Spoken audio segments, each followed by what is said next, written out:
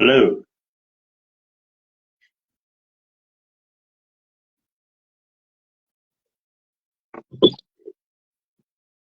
Hey guys, How are you? I'm good. How are you? Good, thank you. Good morning. In Morning. Denver, Colorado, where it's about 10 o'clock in the morning. I'm 9. Where are you? I'm an ex-New Yorker too. I live in Seattle now. Okay, cool. So I don't know who So our leader is. I think maybe, Well, no, there's somebody else who's going to introduce. Maybe, I don't know.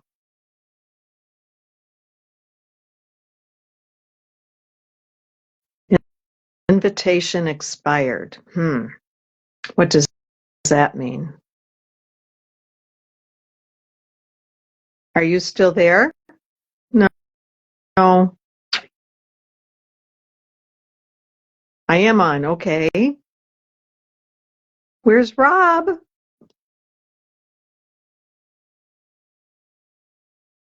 Okay. Well, everybody, welcome to Word Sleuth. uh, Word Sleuth. I There we got booted in somehow. Okay. Okay. Welcome to Word Sleuth. I'm Deborah Borschier, an author that was on the previous week, and I'm here to welcome you to Word Sleuth, which is a community of writers who are united by our passion for writing and a common challenge, word improv. So what's word improv? Word improv is a writing challenge where writers write a story using a set of new words. We can have 6 to 9 words, and hopefully you use all of them that you choose.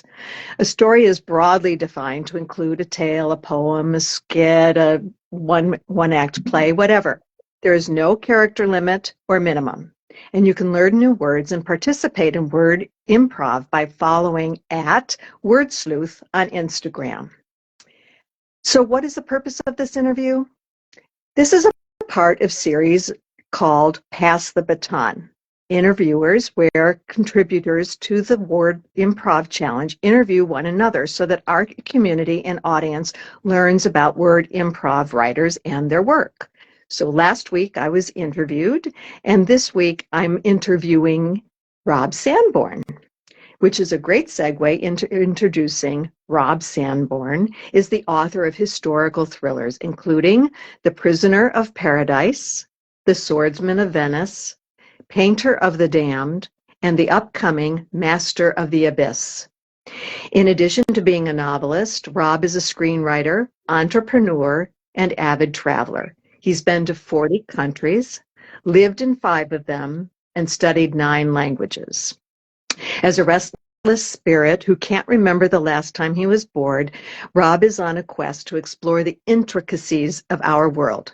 Originally from New York City, Rob lived in Los Angeles for 20 years before moving to Denver, where he now lives with his family. For more information, you can always visit Rob's website at robsanborn.com. So, Rob, welcome. Thank you, Deborah. Thanks for that introduction. First off, I want to say I don't know if there are technical difficulties going on, but I've been booted off twice, so hopefully that won't happen. Okay, But gems. in All right. case anybody's watching and I suddenly disappear, if that's what's going on, and it looks like it might happen in a second because I keep getting these notifications that the invitation has expired. So if that does happen, everybody, please bear with me and I'll come back. But If you so thank you so disappear, much. we'll wait for you. I'll do a little tap dance, maybe sing, whatever. So, Rob, which 6 or 9 words did you choose? I chose 6 words from, I think, a couple of weeks ago, and those words are overweening, hedonism, zoological, kleptomania, antediluvian, and vacuous. All right. Would you like to share your story? I sure would. So, As Deborah mentioned in the introduction, I am an author, and I write dual timeline thrillers. So I do write a lot of historical thrillers, but they also take place in the present day. But when I saw these words, I naturally gravitated toward historical fiction, which is a big part of what I write. And in fact, I have a work in progress that really fit this word group quite well. And it's tentatively called the London Zoological Society. So here is my piece. London, 1893. Gas lamps flickered, casting shadows on cobbled streets in the heart of the antediluvian metropolis. Amidst the city's zoological wonders dwelled Sir Percival Blackwood, a man known as much for his overweening fascination with exotic creatures as he was for his unscrupulous methods of obtaining them. He built a menagerie, replete with specimens from distant lands. His collection was legendary, but it was not the only peculiarity that garnered attention. Lady Evangeline, known for her vacuous pursuits and penchant for scandal, found herself drawn to the enigmatic Sir Percival. She whispered of stolen moments spent gazing at his beasts, her heart pounding like an erratic metronome. Though she came from a regal lineage, Lady Evangeline often found herself on the wrong side of the upper class and the law, until her father would inevitably come to her defense. Bewitched, Percival recognized in Evangeline a kindred spirit, a soul yearning for something beyond the superficial trappings of high society. Their courtship blossomed quickly. Unbeknownst to one another, they both sought to possess more than just each other's bodies. With nimble fingers, Evangeline pinched invaluable creatures and curios from Percival's collection. Meanwhile, Percival, a master of disguise, slipped Evangeline's prized possessions into the folds of his coat. Their shared infatuation for the exotic took a curious turn, their pilfered treasures mingling in a clandestine dance of thievery. They joined forces, setting their sights on friends, neighbors, and ever loftier ambitions. As the year progressed, their unconventional union blossomed, defying societal norms. Their escapades drew the attention of Inspector Ridley Hawthorne, a shadowy figure in pursuit of justice, especially when it involved the upper crust.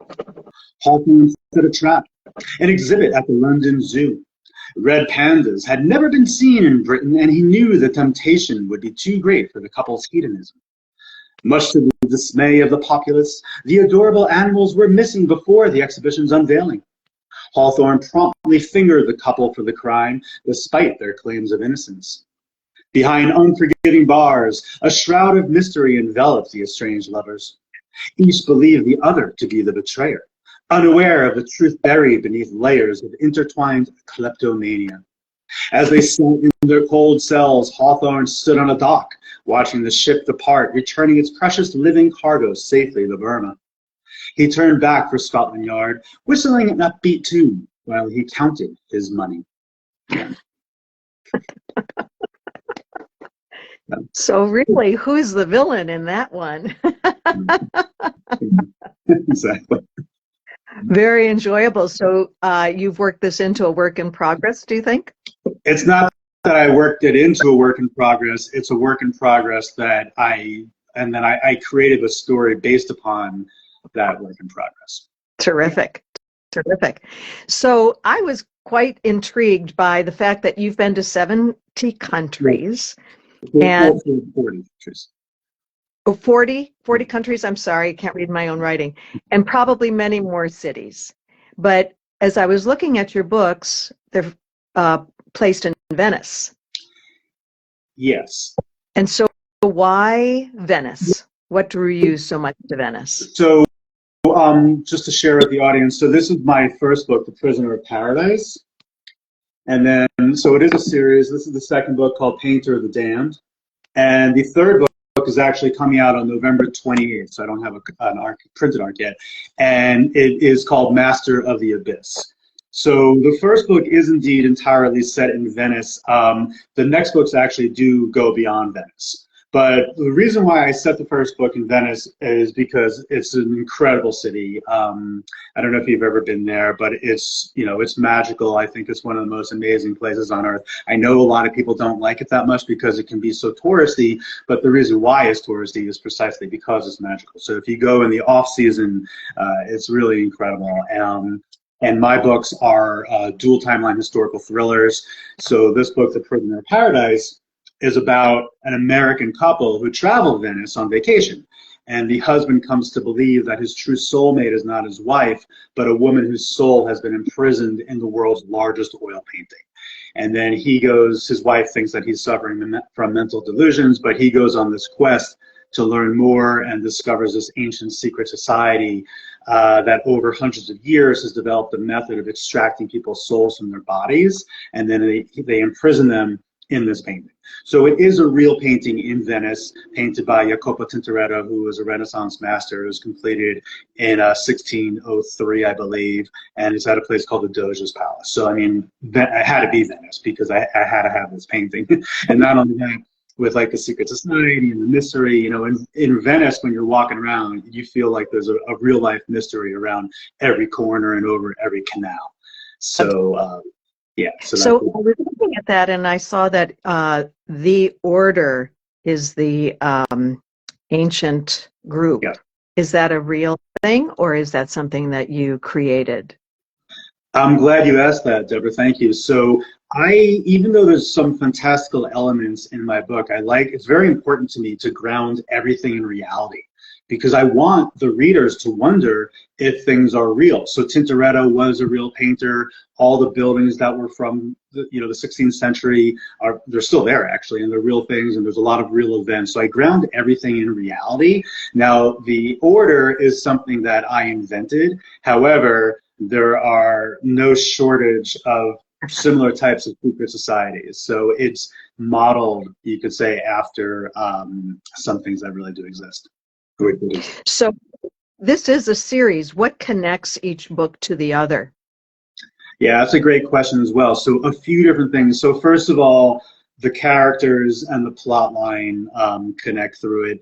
But then also, so in real life, Tintoretto painted this painting Paradise, but he actually painted two other versions of it, so two studies. So one is located at the Louvre in Paris, and one is located in a museum in Madrid called the Thyssen-Bornemisza, and in real life. So those three paintings also connect the series. So it's a trilogy. I see. So who's your hero? Is it the gentleman that whose wife thinks he's delusional? So it's interesting. In the first book, yes, but when people get to really the middle of the second book, you could say, you kind of look back on the first book as almost like an origin story, and his wife actually becomes the main character of the trilogy. Oh, terrific. So you've got a strong female protagonist. Yeah, I think I do. People have told me to do. And she definitely has a very strong arc, because she does go from, being the wife to the main character to being the main character herself. And I don't have any spoilers for it, especially since it is a trilogy. But as I mentioned, the story gets much, much bigger, and we do go way beyond Venice.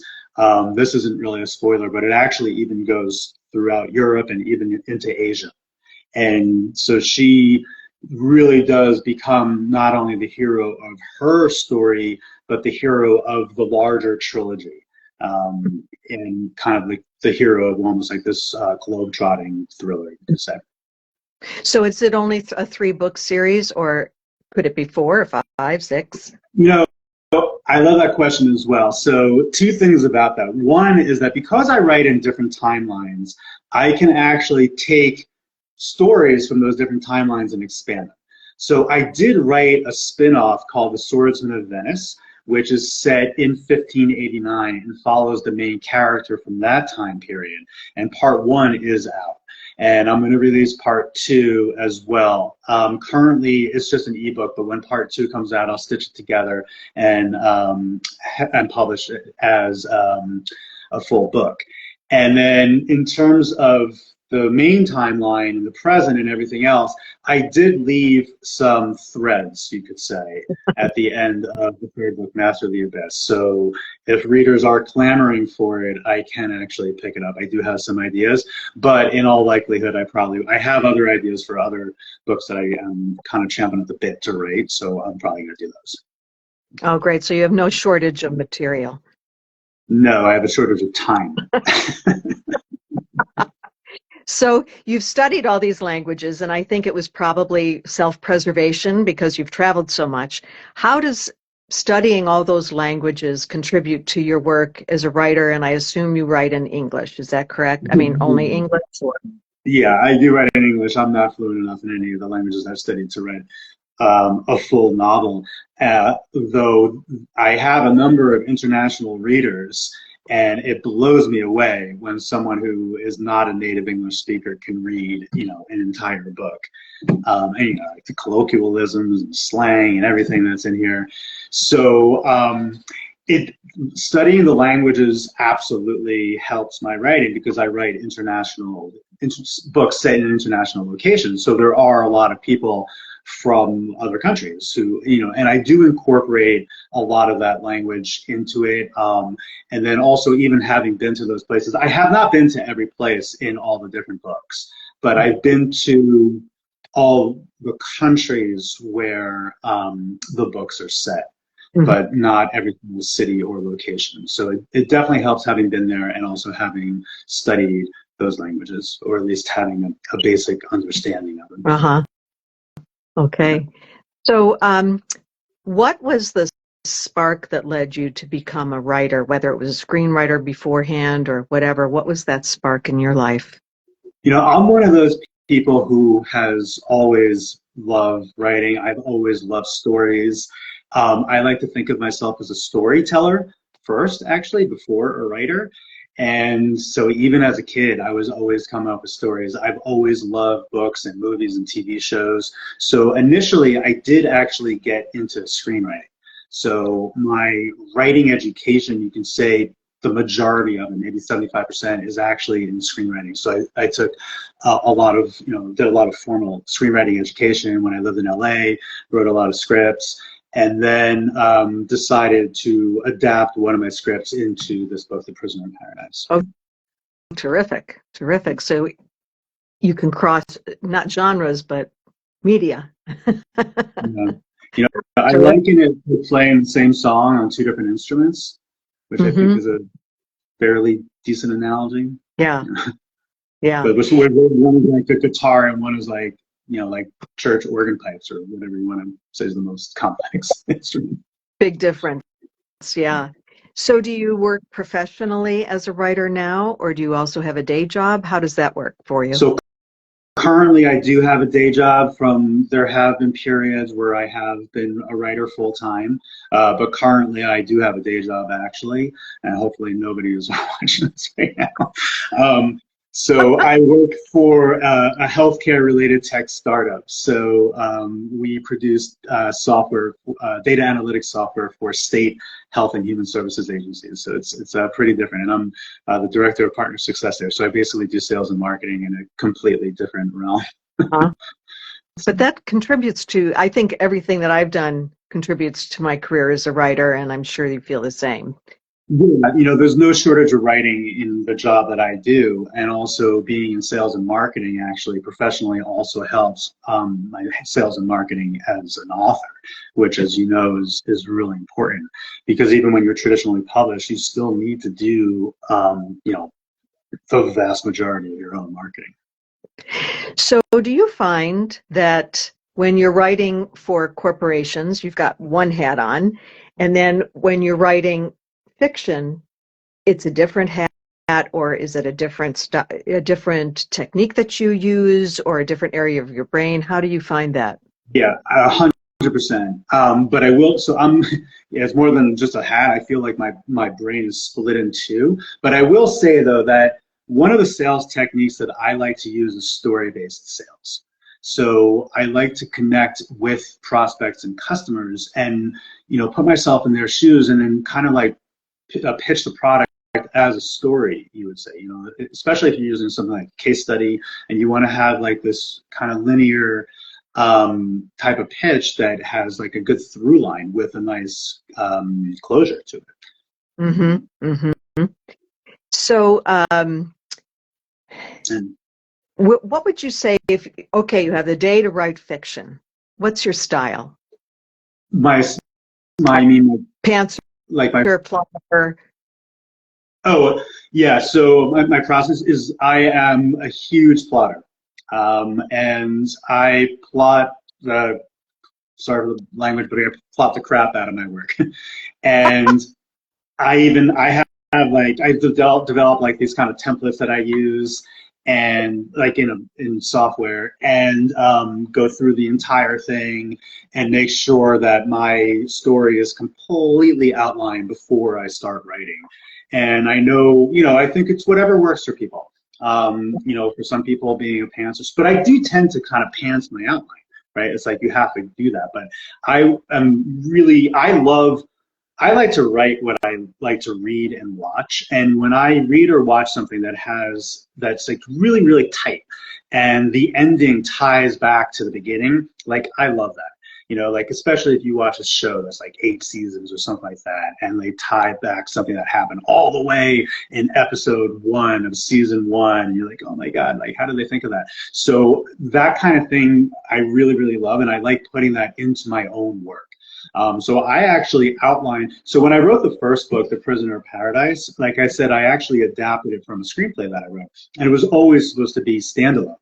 But while I was adapting it into the book, organically, it just grew into so much more that I knew that I couldn't end with one book. Like the characters themselves wanted to continue the story, those who didn't die.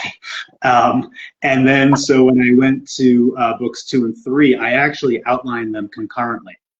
So I did the outline of both books together. So I knew exactly what was going to happen in book 3 from the beginning of book 2. In fact, I even had those ideas while I was writing book 1. Wow, did you need spreadsheets for that?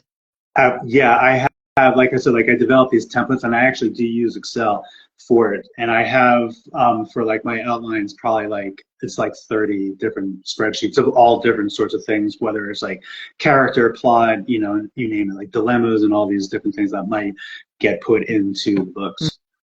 Mm-hmm. So earlier you said that in writing historical fiction, it's very important to you to be accurate. Why is that? Yeah, it just lends an air of authenticity to the writing, and I'd love to hear your impression of that as well. And it's like when you're as a reader, you want to be immersed. There's a couple of different things. It's like, one, as a reader, you want to be completely immersed in this world. You want to forget that you're even reading something written by somebody else, right? And I think to do that, to be completely kind of dropped into that world, it's like you almost want to be put into like this time machine. And if you were, obviously everything would be completely authentic around it, right? And I feel like that needs to come across on the page. Now that said, obviously any reader is aware that they're reading a book by someone who wrote it. So I want it also to come through that I have done that research, and I do know what I'm talking about in terms of this. I want to come across as like a subject matter expert on that particular topic. And I do take hours and hours and hours of research. Yeah. What are your thoughts on it? Well, I'm with you in that camp. And when I read a book that is not, the facts are wrong, or the characters are doing something that's not time appropriate, I put the book down. Like I was reading a book in which I write about the French Revolution, and I read a book where these 2 women were walking along eating ice cream. Well, there are so many things wrong with that, on so many levels that I couldn't read anymore.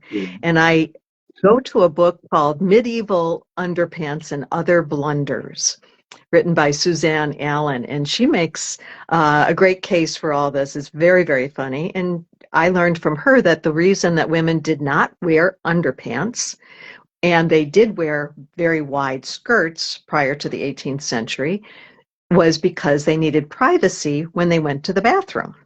Because they would go out in the they would be going in the fields or, on the street corners. So that made it there was a logical reason for that. So you're basically wearing an umbrella. Yeah. I'm really glad we don't have to do that anymore, except when I'm hiking, I'd rather be wearing a skirt because shorts are really difficult. It's not to stay on this particular topic, but I even did research on chamber pots, actually. It's like, because, you don't even think about these things in modern times, right? And I'm totally with you on it. And also, people do call it out. And that's another reason why I do it. But like, a lot of times I feel like I'm writing for the one person on the planet who might know something. For example, I spent hours trying to do research on like Venetian, specifically Venetian, like women's Venetian hairstyles of the 16th century. Because I wanted that air of authenticity, even though it was probably 3 words in 1 sentence. It was that important to me. But it was very, very difficult to find that. And I felt like I was writing that for like the one person on the planet who might know that. But this, when, talking about authenticity, it doesn't even have to be historical. You're a New Yorker, and when I read stuff that's set in New York, which I happen to know because I'm from New York, where it's like so clearly written by someone who is not from New York, it really does bug me. I'm not going to put the book down, but and I'm going to offer myself, so I'm going to nitpick about it. But like, if they're talking about a subway line that is not right or something like that, I'm like, you could have brought up the map on the internet and figured it out, or something like that. So yeah. That level of authenticity, it helps as a reader get lost in the book, right? And that's what we all want to do. Every author is also a reader, right? And you want to get lost in it. Even if you're watching a movie or a TV show, you want to just completely forget that you're actually watching something and that you're in there. You're on the journey also along with the characters. That's another thing, right? It's like you don't want any of these moments that take you out, like you're in the French Revolution eating ice cream or something. Well, it wasn't the ice cream. It was like, well, how would they do that if they didn't have paper cups? And I looked up when paper cups were invented, and unfortunately, it was sponsored by Dixie Cups. So I didn't really think that was, a good source. But porcelain balls or something like that. I've actually looked up when ice cream was invented. It's been a while, but I think it actually dates back. It's fairly ancient to the point, but it depends on like what you call ice cream. Like, I think they just had ice that they would flavor with fruit. But I think that what we call actual ice cream to this point, where it's it's like blended milk and stuff like that, I believe is actually invented in America around the late 1700s or something like that. I think there's actually references to George Washington eating it somewhere. I may be completely wrong. If anybody knows, please type it into the chat, because right after this I'm going to go into Google and check it out. Well, I think it was more like you say ices, but for eating this in the summer means that ice had to have been left over from when it was cold out. And only the wealthy could afford such a thing. A couple of servant girls are going to be walking around eating an ice cream. Just isn't going to happen. Yeah. And I also find that because street names change and buildings change, that there is an opportunity, I think, for us to interact with our readers, because if someone writes and says, well, why did you call that the Place de la Révolution when it's Place de la Concorde? And you can explain that. Yeah. And I love it when people contact me and say, well, hey, why was this? You get an opportunity to explain further when you can't really do that in the book without intruding upon the characters as an author. Do you find that? Very true. Yeah, 100%. Completely agree. Yeah. So did anything when you were traveling all this time, were you always researching, or did you all of a sudden, while you're writing, think back upon when you were in that country and think, oh, that would be a perfect setting or a perfect place or whatever? Both. So my travels date back to my childhood.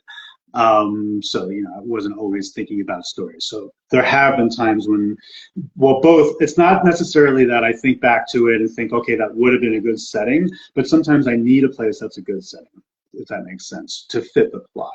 Now, and I've also taken research trips. So for example, I went to Venice for a couple of weeks to do a research trip for this particular book, even though I had already been there twice before. And as you know, with Venice, like it's critical. Another thing that I want to get right is like the smells, like things that you can't really get from the page, but put it into the reader's head, so they really are getting immersed into this world. And a place like Venice is super important because it does have specific smells, not only coming from the canals, but even wafting into your nostrils from a restaurant that you might be walking by, or also that feeling of claustrophobia that you might have walking down an alley that's only 2 feet wide or something like that. So I did take a research trip to Venice for this particular book. And then, but in my other travels, yeah, absolutely. I'm constantly, every single place I go, I think I go, wow, this could be a good place for a book. In fact, so my next book that's coming out on the 28th, Master of the Abyss, I guess it's not really a spoiler because for the eagle-eyed readers out there, it's right on the cover. But there's part of it does take place in Amsterdam, which is another canal city and a city that I've loved. And I've been there 6 times, and I've always wanted to set a scene in there. So I will admit that I kind of forced the characters to go there. They didn't need to go to Amsterdam, that is, because I love it. I'm doing that in my next book. I'm forcing my character to go to Alsace-Lorraine in France, so gee whiz. So you were talking about women's wigs, and when I was writing, I learned that women wore beauty patches, and I learned that there was a whole language to that. And men wore them also. And if they wore it on a certain part of their face, it signaled to other people, like, yes, I'm available for a tete-a-tete, or no, my husband's home tonight, or go away. And women also did it with fans, that they had a language of the fans. Did you find anything with that when you're in your research where people were using things to communicate that we don't do that? Yeah, I actually did. I never knew about the makeup, actually. That's new to me. I did know about the fans, and I do have a scene, I'm pretty sure it's in this book, with fans, but I was actually thinking about using the fans as communication, but I felt like it was sort of a little too much, so I didn't actually include that. Mm-hmm. But I do have some scenes where, the fans are in it, for sure. Yeah, yeah. So you said that your first book kind of came out of a screenplay, and as you are a screenwriter, if, let's say, the gods of episodic, what do we call it now? Streaming. Episodic streaming say, hey, we want to buy your books. Would you be wanting to do your own screenplay? Yeah, of course. But if they didn't hire me to write the script, I would still be okay with it. But the script actually was originally optioned by a production company founded by DreamWorks execs. Oh. So it got pretty far, but unfortunately was never made into a movie. And then when the rights reverted back to me, that's when I decided to adapt it into a book. But originally, so you know how this whole industry and everything is, and back then I had the brilliant idea of, well, I'll quickly write the book and then I'll have the script ready to go. Of course, it doesn't work like that. And the script also now is quite different from what it was originally, because, like I said, when I adapted it into the book, it just grew organically. It really did get so much better than the original script. So I would, obviously I would, and also now it's a trilogy and everything like that. And yes, if any of the gods of streaming are listening, you can contact me and would love to write the script, but I'd also be okay with that. Yeah, me too. So some of our people in our audience may not know the industry like you and I do, and it took me 14 years to write my trilogy, and the 3rd book will be out on Bastille Day next year. So I'm still not done. How long did it take you? And we've both done a trilogy, so how long do you think it's taken you? So not counting the screenwriting time, and by the way, going back to streaming, it could be movies, but if it was a TV show, one person wouldn't be writing that. But I would love to write the pilot. I think that would be pretty cool. So in any event, so the first book, it took, and it's really hard to say because I also went out on submission to get my agent, and then my agent went out on submission to get my publisher. So that submission process was probably about 2 years. And then it was also, once we got the publisher, the publication of the book was also delayed because of COVID for about a year. So this book did come out at the end of 2021. The actual writing time of the first book, I do think was probably about like 4 or 5 years, I think. Now I've gotten way faster. So the second book, Painter of the Damned, only took me maybe about 10 or 11 months. And I also wrote that other spinoff that I was saying, The Swordsman of Venice, in that time period. And then my new book, Master of the Abyss, probably took me about 8 months, I would say. And I will point out that that's with a day job, and I also had a baby in February. So I drink a lot of coffee. I basically don't. I do recommend what I do. I'm like, people light candles on both ends. I basically have like a 5-pointed candle and all that. So don't do it. I actually really want to stop and want to do it.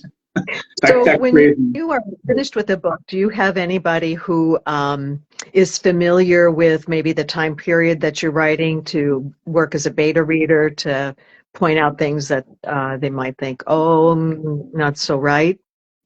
Not so much the time period, but for the first 2 books, so the first book, as we mentioned at the beginning of the call, the first one, 100% of it takes place in Venice, and the second book, probably about 7%. So I did have a couple of Venetian beta readers read it for authenticity of Venice. Even though I had been there 3 times, I still needed that real authenticity coming from them, and then also to help me out with the Venetian dialect. So prior to even writing the book, I didn't even know that Venetian was a separate dialect from Italian. Ah, so how do you handle it if a reader says, I wish I understood that, or do you always translate it for them, or how do you handle that if you've got a phrase like a bientôt in French means I'll see you later? Yeah. How do you handle it? Most of the time I work it in so it's pretty clear, and I'll just use like most other languages that I use are pretty obvious, like the word sí is the same in Spanish and Italian, and everyone pretty much knows that. But let's say it's a word like certo, which means of course in Italian. I'll put it at the beginning, so it'll be like, certo, he said, I'll do that, right? So it's sort of implied that they can kind of get it. Or maybe the person responding will respond in English in response. It's kind of like in Star Wars when like Luke and Han Solo are talking to Chewbacca or R2-D2. Yeah. No, R2, I don't want to go there. True. That would have been fun to write that, wouldn't it? Yeah, or Han and Chewbacca are on the Millennium Falcon, and Chewbacca's like, "Rrr!" and Han's like, I don't care how long it takes to fix the hyperdrive. We have to get out of this asteroid field. Right. So it's like you can get what they're saying. Right. Excellent. So when your books came out, did you have any reviews that really struck you? Like, what was your favorite review and maybe the not so favorite review, just so that people who are watching can understand what an author goes through? Because sometimes you have to go like this, and sometimes you go, ah!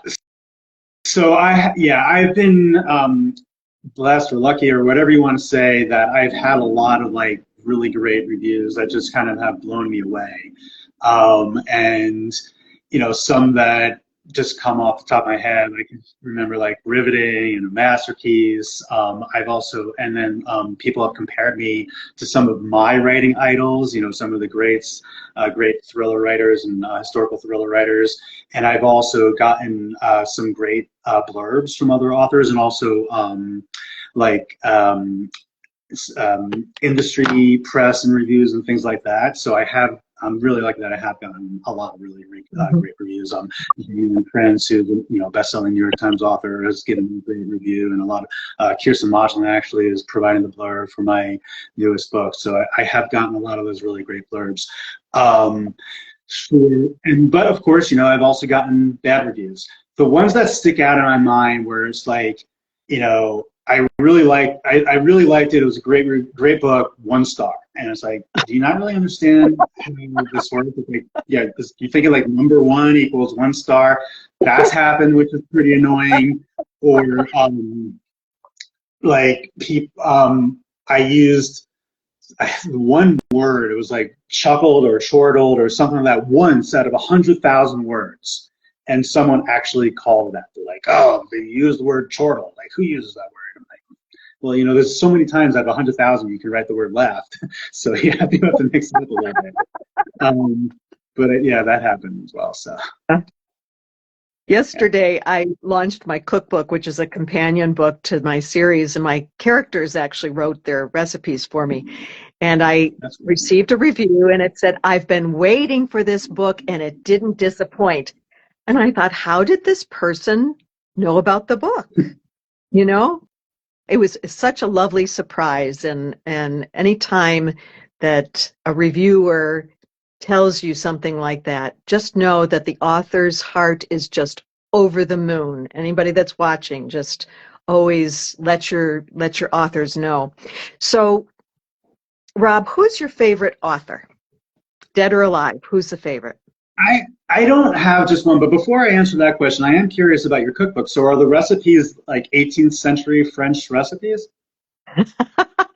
Well, I did a lot of research on that, and it's my opinion that that soup was the first fast food, because during the French Revolution, all the nobles left and they abandoned their servants, and people piled into Paris in hopes for jobs, and they couldn't get them.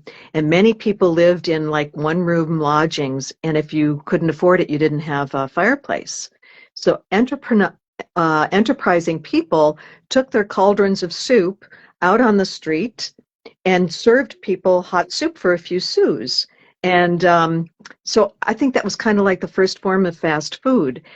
And they used everything because people were starving during that time. And in my books, soups were always eaten. And I realized that many of my characters expressed their love for the other people in their lives through cooking of soup. Like one of my protagonists' mothers, I said, what makes your soup? Why does Henri just run home? What makes your soup so good? And she said, time. And I wondered if it was THYME, the herb, or TIME, and maybe both, you know. So I'm sure you talk to your characters. Mine talk to me. And if I don't listen, they grab me by the throat and say, come on. And they said, you know, we did all this wonderful soup things for you, and we want you to publish this book, or we won't talk to you. And I still had a 3rd book to write. So I listened to them and I compiled them, and pretty much they are not they're French. There's one that's not, but all the characters loved it and insisted I put it in the book. But I wanted it to be simple and healthy. And that's how they cooked back then. And they used everything.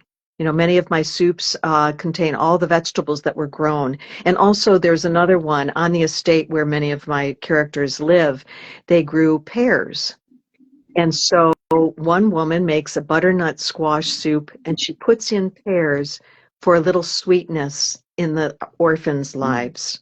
So it's an emotional connection to them. Yeah. Did I answer your question? Yeah, absolutely. Yeah. Yeah, that's really cool that you did that companion cookbook. That's really interesting. I want to check that out. Food and drink are also really important to me, not only in the past, but also the present day. And having, again, going back to that authenticity. So, and I did research what Venetians were eating back in the 16th century, which was a little different than compared to what they're eating now. And also drinking, by the way, a lot of times the water you could not drink. So it's like, okay, well, what were they drinking, right? A lot of things that we take for granted is so important, especially when you're talking about like being able to eat and having something to drink for that particular day. Now, getting back to your question of who my favorite author is, so I read a lot of different genres. I read a lot of classic literature and also literary fiction that's produced now, as well as stuff that's in my genre, historical thrillers. So I really do love Hemingway. I love David Mitchell, Elmer Tolles, or however you pronounce his name. And then also for historical thrillers, I mean, I am a big Dan Brown fan. I know he's not everybody's cup of tea, but he's just amazing with plots and also creating page turners. I think he sort of invented the modern page turner. And then some other historical thriller authors like Gary McAvoy, Nick Thacker, Avanti Centre, just to name a few current people, Colin Falconer. So I read a lot in my genre. I kind of mix it up between my genre and and literary fiction, as well as authors who recently have books come out, also in the wider thriller umbrella, like Shanessa Gloom and Kirsten Modglin, Jane Ann Krentz and Mike Krentz and other people. Mm-hmm. Do you ever, because you do work for a technology company, do you think you'd ever write nonfiction? I don't think it has anything to do with working for a technology company, but I don't know, probably not. It's not fun. I know. Mm-hmm. What is the most enjoyable part? Nonfiction makes up more of the publishing industry than fiction. So if I can think of a good topic, yeah. And what's the most fun part of writing fiction for you? Just coming up with compelling characters doing interesting things or fascinating things in really cool settings. It sort of seems like that's a very basic formula, but I just love coming up with like these. I like also fish out of water characters. I'm a big fan of a lot of stuff like James Bond, where he's an expert in things, but I do gravitate more towards fish out of water characters, just the every person who somehow gets embroiled in these situations way over their head. And they're up against like these crazy odds, but there's something within them in their character that enables them to rise to the top and, and achieve their goals of facing those odds. So coming up with that is really sort of my thing. And giving those characters challenges that are seemingly impossible to overcome. It's like I like putting them in these situations where it's like, how in the world are you gonna get out of this? And sometimes it takes me a pretty long time to figure it out. So during that time, do you do anything outside of writing to stimulate your brain and trying to come up with a solution for that? A lot of my ideas come while I'm walking, actually, I find. So, and I do have a dog, so I do walk a lot, or I walk with my daughter, or ride a bike and things like that. And for whatever reason, that motion kind of helps. Or if I can go to the location or a similar location of where it might be set, I will do that. Or even if it's like someone in a room, trapped in a room or something like that, like I'll kind of act it out a little bit to figure out what will happen. Yeah. Mm-hmm. You were talking about settings and things, and one of the places that occurs in my books are the tunnels beneath Paris. And it was my husband who said, "Oh, I want to go to see the catacombs," and I was terrified to go down there, and I did for him. And I remember it really gave me a sense of how my characters would feel, and it was. My husband's a psychiatrist, so I know that if I went off the deep end, he could pull me back. But I really let myself feel that fear, and it's amazing how I think fear heightens the senses. So you could really smell many different odors that when I was down there, and I think that's also it's an acting technique that I used when I was an actress, but it's not a pleasant part, in my opinion. I much preferred going to the Loire and standing in the vineyards and smelling the But Loire. I have some tunnel scenes as well that are very claustrophobic. I do not think that they would smell well. There's one particular scene in this is my second book, Painter of the Damned. Bit of a spoiler, I guess. That's set in the old sewers underneath the Palazzo Ducale, the Doge's Palace in Venice, which used to actually have a prison. So you can imagine how disgusting that would have been. One of the things I did was I read The Phantom of the Opera, and there's a scene where they're in a tunnel, and you don't realize the character is a rat catcher. And during those times, the rat catcher would like herd the rats, and the rats would follow him because he'd have bait. And it was one of the most terrifying scenes I'd ever read. And I thought, wow, I don't know if I can do that justice. Yeah, I have some rats in my books as well. It's way more fun to talk about the fans and the costumes, right? Mm. So what's next on your list?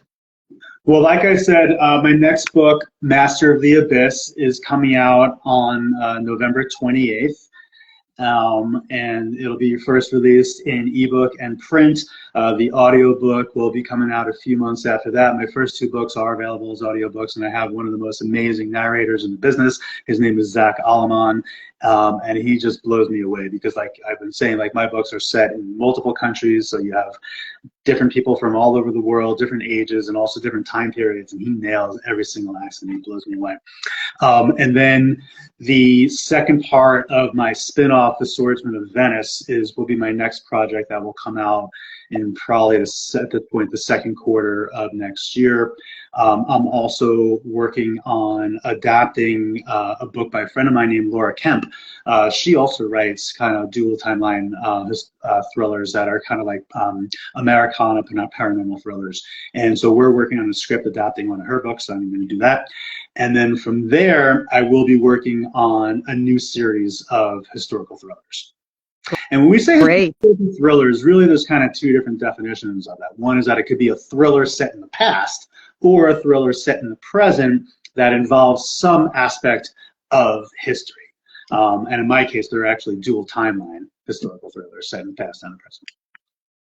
Well, it's been a pleasure to talk with you. I want to thank you for joining me. Well, thank you. And wish you the best next week because you're going to be in my position and you get to ask all the fun questions. And I don't know the exact date and time, but that'll be posted within the next 2 days. And we want to close by inviting people to learn new words and to participate in WordProv by following Word Sleuth on Instagram. And also, I find it's a great spurring if you're ever stuck or you want an idea. Go on Word Sleuth and choose 6 words and just write, just free write. It's great for unclogging the brain. And if you want to be involved in Pass the Baton interviews, you can direct message at Word Sleuth. Feel free to let them know why you want to join, okay? And is there anything else you'd like to say, Rob, besides, I should say, www.robsanborn.com? Yeah. Well, like I said, I am in sales, so you always got to be selling. So again, this is my first book. If anyone wants to pick it up, The Prisoner of Paradise, dual timeline set in Venice, Italy. If you like things like the Da Vinci Code or even Outlander or anything like that, or any books that involve art, you might like it. Rob Sanborn, as Deborah mentioned, www.robsanborn.com. I'm also on all social media platforms. If you want to follow me on Instagram, I'm just at Rob Sanborn, and that's pretty much my username for everything else. Next book is coming out on November 28th. And I just want to thank you, Deborah, for the interview. I want to thank everyone over at Word Sleuth for having me. This has been a blast, and I can't wait to be the interviewer next week. Okay, and in closing, I have a request to the audience. Today is National Authors Day. Please go and review a book. We really, really, really appreciate it. Till next time. Bye. Thanks, everybody.